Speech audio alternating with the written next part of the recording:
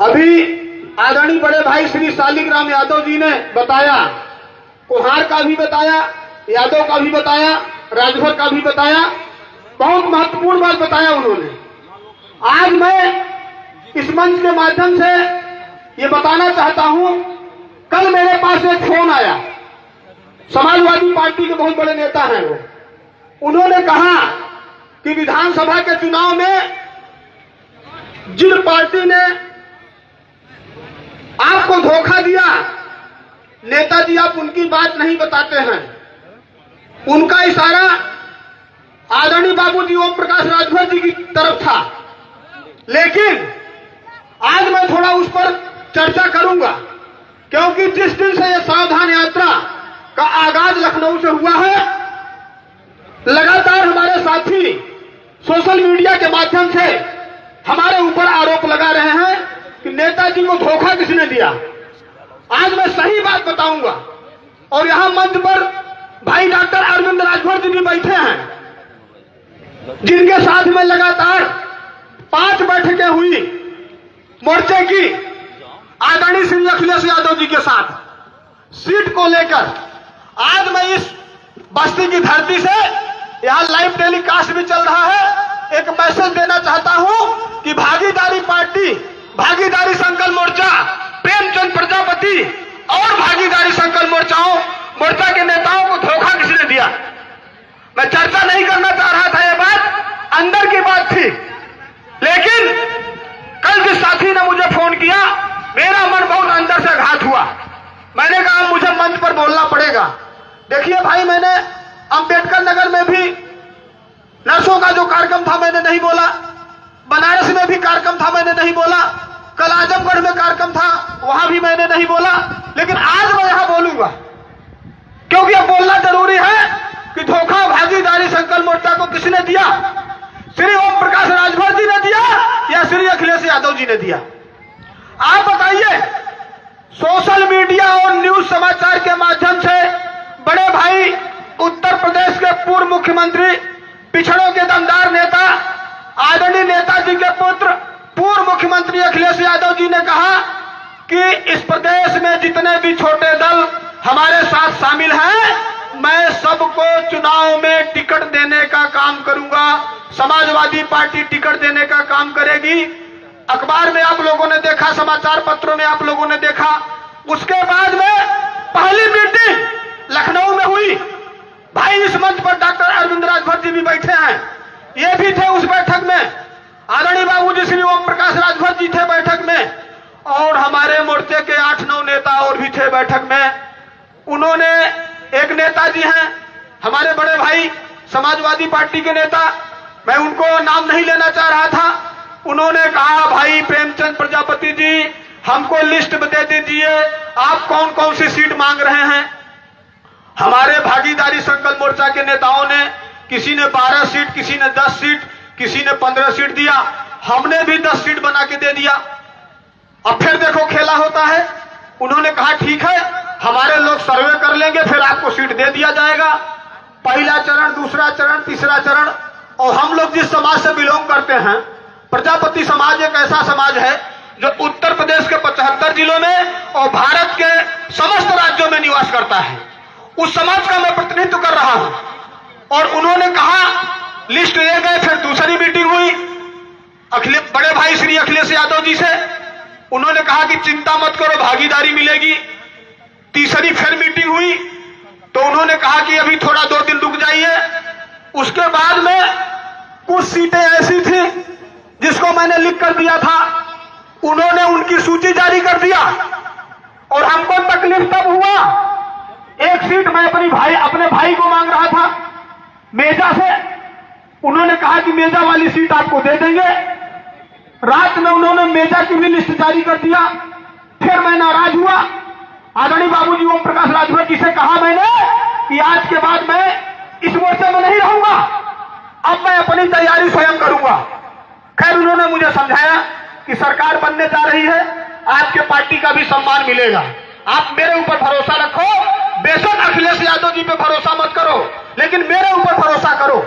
हमने कहा चलिए, फिर भी हमने बर्दाश्त किया। हम बनारस की रैली में साथ में उपस्थित रहे।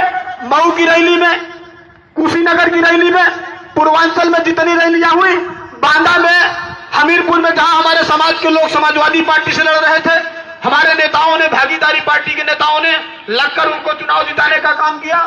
उसके बाद में सुनो, सरकार नहीं बनी। अगर बताइए, आप अगर धोखा दोगे जनता को, आपने पाल को धोखा दिया, आपने प्रजापति को धोखा दिया, आपने बिंदु को धोखा दिया, आपने कुशवाहा को धोखा दिया, यहां तक कि उत्तर प्रदेश के समस्त अति पिछड़ी जातियों को आपने धोखा देने का काम किया। आपने कहा सीट देंगे, आपने सीट नहीं दिया। फिर देखो उल्टा क्या होता है। इस प्रदेश की जनता को समझ में आ गया, प्रदेश को जनता के समझ में आ गया कि अखिलेश यादव जी प्रजापतियों को भागीदारी तो देना चाहते हैं, लेकिन भागीदारी पार्टी के रूप में नहीं, गुलाम के रूप में, भागीदारी पार्टी के रूप में नहीं, गुलाम के रूप में। और तो मुझे तकलीफ तब हुआ जब उन्होंने एक बात कहा। यहां अरविंद भाई बैठे हैं, बड़े भाई बैठे, उन्होंने एक बात कहा। उन्होंने कहा कि सरकार तो हमारी बन रही है, अगर आप लोग नहीं सपोर्ट करोगे फिर भी हमारी सरकार बन जाएगी। बताइए डॉक्टर साहब, कहा कि नहीं उन्होंने ये बात उन्होंने कहा उस सभागार में। हमको तकलीफ हुआ, हमने कहा हम लोग 4 साल से भागीदारी आंदोलन मंच चलाया, 2021 में हमने पार्टी बनाया, और आज हम अपने लोगों को क्या जवाब दें। उसके बाद भी हमारे लोग 20-22 लोग जो आवेदन किए थे पार्टी में चुनाव लड़ना चाह रहे थे, उन्होंने कहा कि नहीं अध्यक्ष जी हम लोग चुनाव लड़ेंगे। हमने समझाया उन लोगों को, क्योंकि देखो हम लोगों को लग रहा था अस्तित्व खतरे में है, भाजपा को रोकना है, भाजपा को रोकने के लिए हम लोगों को समाजवादी पार्टी को जिताना पड़ेगा, इस उम्मीद के साथ कि भाई इस देश और प्रदेश को बचाना है।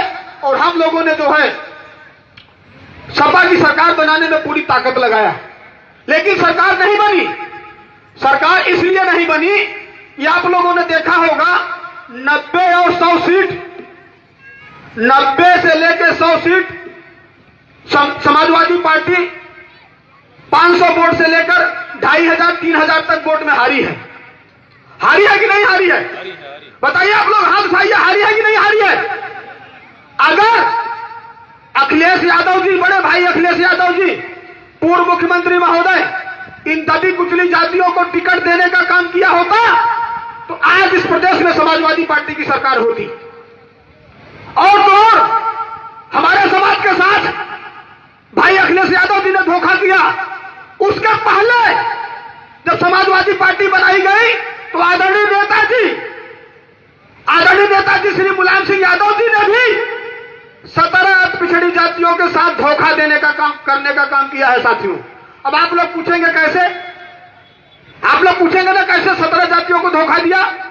17 जातियों को अनुसूचित जाति में शामिल कराने के नाम पर प्रजापति पाल, जो भी तमाम 17 पिछड़ी जातियां हैं, सबको उन्होंने 22 से 23 साल तक लगातार घुमाने का काम अगर किसी ने किया तो समाजवादी पार्टी ने किया। और इसका बदला आप लोगों को 2024 के लोकसभा के चुनाव में लेना है। आज 17 जातियां लगातार अनुसूचित जाति में शामिल होने के नाम पर भटक रही हैं। हमारे समाज के लोगों ने हाई कोर्ट में मुकदमा लड़ने के लिए, सुप्रीम कोर्ट में मुकदमा लड़ने के लिए तमाम समाज के लोगों से चंदा इकट्ठा करने का काम किया, लेकिन आज 22-23 साल हो गए, इन 17 जातियों को अनुसूचित जाति का लाभ नहीं मिला। बताइए इसका कौन जिम्मेदार है? यह मामला किसने उठाया? यह मामला पिछड़ों का किसी नेता ने नहीं उठाया। अगर किसी नेता ने उठाया, इस प्रदेश के धरती पुत्र माननीय मुलायम सिंह यादव जी ने उठाया। उसके बाद में भागीदारी पार्टी को धोखा देने का काम किया आदरणीय श्री अखिलेश यादव जी ने किया। आज मैं ये बात इसलिए बोल रहा हूं, मेरा मन कई दिन से, जिस दिन से सावधान यात्रा चल रही है, लगातार सोशल मीडिया के माध्यम से लोग मेरे ऊपर आरोप लगा रहे हैं कि नेताजी से 10 करोड़ रुपए ले लिया और सीट नहीं लिया भागीदारी पार्टी ने। आप बताइए कौन सी ऐसी पार्टी है अगर किसी को टिकट मिल रहा है तो टिकट न लेकर पैसा लेने का काम करेगी? साथियों, हमारे लोगों ने 4 साल से, यहां बस्ती के भागीदारी पार्टी के नेता यहां भी बैठे हैं, जो लोग 4 साल से लगातार 5 साल से भागीदारी आंदोलन मंच की आवाज बुलंद कर रहे थे, उनकी आवाज को दबाने का काम अगर किसी ने किया तो समाजवादी पार्टी के लोगों ने किया है साथियों। इस अपमान का बदला भागीदारी पार्टी के तमाम नेता, जो लोकसभा का चुनाव होने जा रहा है, भागीदारी पार्टी ने बिहार में भी बिगुल फूंक दिया है, भागीदारी पार्टी ने दिल्ली में बिगुल फूंक दिया है, भागीदारी पार्टी ने मध्य प्रदेश और महाराष्ट्र में बिगुल फूंक दिया है, भागीदारी पार्टी ने उत्तर प्रदेश में भी बिगुल फूंक दिया है। तमाम सीटों पर इस बार लोकसभा के चुनाव में भागीदारी पार्टी के लोग मैदान में उतरेंगे साथियों। और तो और अंदर से मन बहुत अशांत है जब लोग ये कहते हैं कि भागीदारी पार्टी कैंडिडेट नहीं उतारा। हम तो महाराजा दक्ष के वंशज हैं। हमने अगर जबान दे दिया, डॉक्टर रत्नप्पा कुम्हार जी को मानने वाले लोग हैं, प्रजापति संतराम बीए को मानने वाले लोग हैं, बाबा साहब भीमराव अम्बेडकर जी को मानने वाले लोग हैं, महाराजा सुहेलदेव को मानने वाले लोग हैं।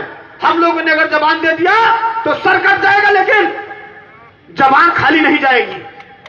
लेकिन इस देश के और प्रदेश के पॉलिटिशियन ने हमारे लोगों को धोखा देने का काम किया है और इस अपमान का बदला हम लोग 2024 में लेने जा रहे हैं।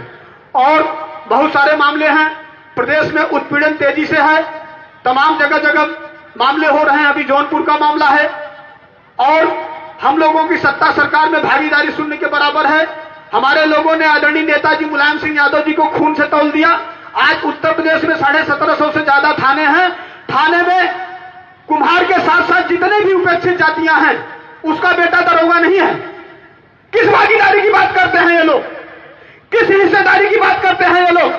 अगर उपेक्षित जातियों का बेटा थाने में दरोगा नहीं है, कांस्टेबल नहीं है, तो इसका जिम्मेदार कौन है? समाजवादी पार्टी की सरकार हम लोगों ने 4 बार बनाया, बसपा की सरकार बनाया, भाजपा की सरकार बनाया, कांग्रेस की भी सरकार बनाया, लेकिन भागीदारी नहीं मिली। इसलिए साथी जो भी यहां आए हैं, आज से लोकसभा की तैयारी में अपना अभियान शुरू कर दें। इन्हीं शब्दों के साथ मैं अपनी बात को समाप्त करता हूं। जय हिंद, जय भारत, जय भागीदारी।